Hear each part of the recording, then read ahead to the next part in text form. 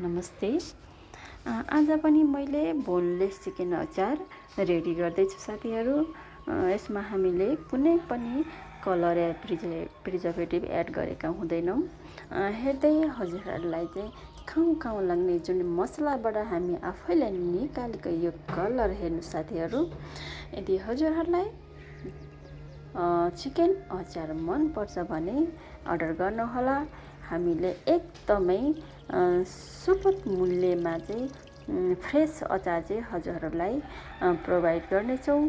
अर्डरको लागि वाट्सएपमा कन्ट्याक्ट गर्नुहोला है त।